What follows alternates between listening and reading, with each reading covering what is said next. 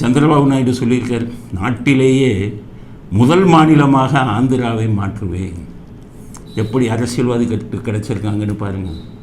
மக்கள் நல்ல மனுஷனுக்கு ஓட்டு போட்டுருக்காங்க. ஏன் அவர் ஆந்திராவை நல்லா கொண்டு போவார்னு நான் ஏற்கனவே சொன்னேன். அவர் லாக்காக்களை கேட்டது பூரா அவங்க மாநில மக்கள் முன்னேற்றுவதற்கான லாக்காவை கேட்டார்.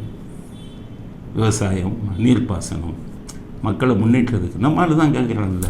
ஐடியை கொடு, 1,76,000 கோடி கொள்ளையடிக்கலாம். வனத்துறையை கொடு, ஃபாரஸ்ட்டு, அங்கே நிறைய கொள்ளையடிக்கலாம். முதலே கணக்கு போட்டு தானே வைக்கலாம். அந்த ஐடி இதிலெல்லாம் ஐடியில் தான் கொள்ளை போட்ட மந்திரியாக அங்கே போய் முரசொலி மாறன் போனார். போயிட்டு தான் கருணாநிதிட்ட சொன்னார், ஐடி தான் அள்ளி கொட்டலாம், விடாதீங்க ஐடின்னு சொல்லிட்டு போனார். கரெக்டாக 2004 வந்தோடனே தயாநிதி மாறனுக்கு ஐடியை கேட்டு வாங்கினாங்க.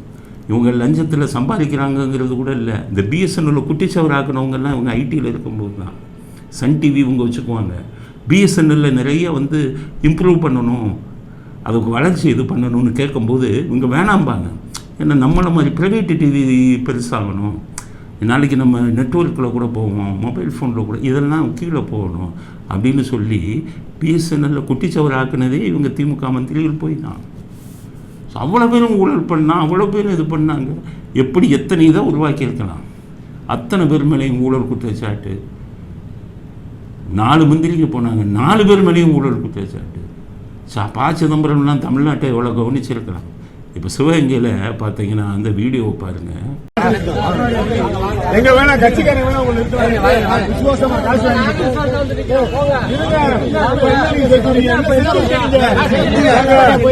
என்ன செஞ்சிருக்கீங்க? எங்க சிலைங்க நாலு பேர் கிடக்கு. சிலைங்க பஸ் ஸ்டாண்ட் வரைக்கும் எப்படி கிடக்கு? நாலு பேர் கிடக்கு சிலைங்க.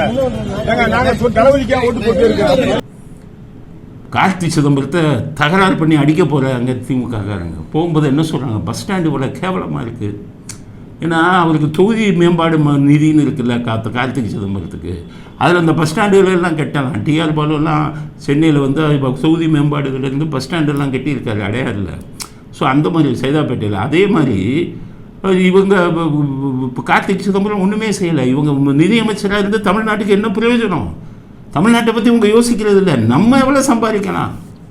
எல்லாரும் இப்படி தானே பண்ணாங்க. அன்புமணி ராமதாஸ், வன்னியர் பெருமக்கள் எவ்வளவு நம்பி ஓட்டு போட்டாங்க. அவங்க வாழ்க்கையை முன்னேற்றுறதுக்கு பணத்தை எடுத்து இவங்க வாழ்க்கையை முன்னேற்றலாம்னு நினைக்கலையே. எத்தனை மெடிக்கல் காலேஜ் இங்கே கொண்டு வந்திருக்கலாம். அவங்கெல்லாம் 5,000 கோடி ஊழல்னு போனாங்க. தயாநிதி மாறன், சிதம்பரம், இவர் இதே மாதிரி ராசா இப்படி கொள்ளையடிப்பதற்காகத்தான் கேட்டு. இன்றைக்கி இவர் என்ன சொல்கிறாரு சந்திரபாபு நாயுடு, எனக்கு இலாக்காக்களை கேட்கவில்லை, இலாக்காக்கள் தான் எனக்கு வேணும்னு கேட்குறாரு. அதுவும் நாட்டை முன்னேற்றக்கூடிய இலாக்காக்களை. அதனால தான் இப்போ சொல்கிறார், ஆந்திராவை இந்தியாவின் முதல் மாநிலமாக்க மாற்றுவேன். இங்கே சொல்லுங்கள். இவர்கள் உலக மகா கோடீஸ்வரர்கள் ஆகணும். அதுதான். அதனால் ஆந்திர முதல்வர் சந்திரபாபு நாயுடுக்கு அவருடைய மாநிலத்தை முதல் மாநிலமாக ஆக்குவதற்கு எங்களுடைய வாழ்த்துக்கள். தமிழ்நாட்டுக்கு இப்படி ஒரு சுயநலம் இல்லாமல் நாட்டை முன்னேற்றணும் அப்படின்னு நினைக்கிற ஒரு முதல்வர் வந்தால் தான் தமிழ்நாடு உருப்படும். அதனால் தமிழ்நாட்டின் தலைவிதி வருங்காலத்தில் எப்படி இருக்குன்னு பார்க்கணும். நமக்கும் ஒரு நாட்டுப்பற்றுடைய ஒரு முதல்வர் வரணும் அப்படிங்கிறது தான். ஏன்னா நாட்டுப்பற்றுன்னு சொல்கிறேன்னா, ஏற்கனவே அண்ணாமலை நான் இப்போ போனதில் பேசும்போது மாநிலத்துக்கு நீங்கள் தனியாக கட்சி ஆரம்பிங்கன்னு பிஜேபிக்காரங்களுக்கு கொஞ்சம் பேர் கோவம் வந்துச்சு. அவங்க கேட்குறாங்க, என்ன நீங்கள் மாநில தேசிய உணர்வு உள்ள மாநில கட்சி இருக்கிறதுல என்ன தப்பு? நான் கேட்குறேன், பிரிவினைவாதியாக இருக்கிற மாநில கட்சிகள் தான் நம்ம நாட்டுக்கு இவங்க எதிரிகள்.